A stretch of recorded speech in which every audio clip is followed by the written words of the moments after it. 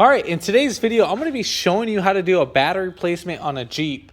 Now this will be very simple, nothing crazy. Now I don't know if this was already missing a clamp or anything, but I mean obviously the battery it's loose and we can pull it out like that. Again, I don't know if it's missing a battery clamp or not. Obviously we have that.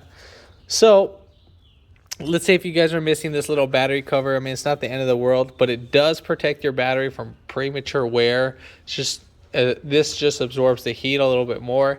And I mean, pretty much we're just going to need like a 10 millimeter for the most part, maybe a flathead screwdriver just to spread these guys apart. So right there, and then right there too as well.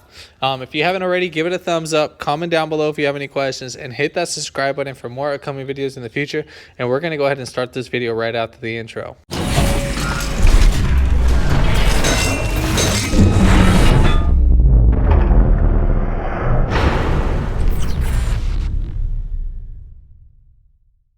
So one thing I forgot to mention in this video, this is a 2014, again, Jeep Cherokee, just the regular Cherokee, obviously 3.2 motor.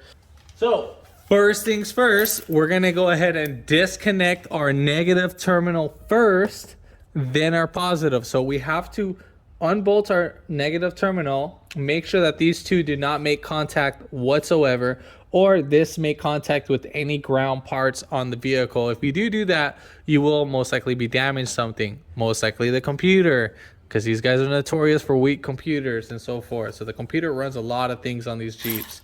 So we're gonna go ahead and take off the negative negative terminal, which is a 10 millimeter bolt. So we're just gonna loosen that up just enough so where we can start wiggling out the terminal. Now you can get a flathead screwdriver and then pry right in between here just to open that up. In my case, you know, everything likes to be so difficult, but I like, at least you guys can see how much I'm struggling on this. So we got this bad boy off. So what I was doing was I was lifting up on the slip. I'm not like forcing it. I'm just kind of like putting a little bit of pressure, you know, rocking it back and forth. And at the same time, you know, we can wiggle it back and forth on that part. So we're just going to tuck this guy to the side. And now we're going to go ahead and take off our positive. Now our positive at this point, we don't have a ground connected, so we can go ahead and touch anything what we want, but we still don't want to do that because there's still power inside the vehicle. So again, we're just going to loosen up our 10, but just make sure that these two don't make contact at any time of the moment on the terminal. So we'll just lift this right up, and then we'll move our positive terminal out the way. Then we'll get our dust cover, or I mean our little heat shield, move that, and then we'll grab our battery and pull that out.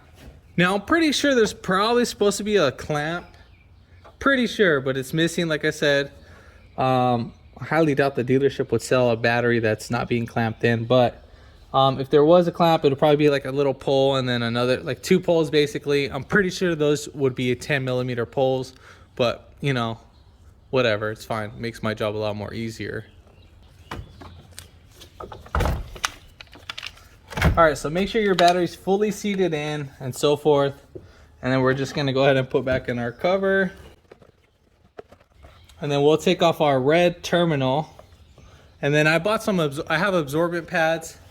Now, usually they'll come in green and red. The green will be your ground and the red will be obviously your positive. So we'll just put these absorbent pads right there. So remember, positive needs to go first, then negative. So we're gonna go ahead and I'm just gonna tap this down. Now that'll just help seat in the terminal, or the battery terminal fully flat. So now you can see this still kind of moves. Just gonna hit it in a little bit more.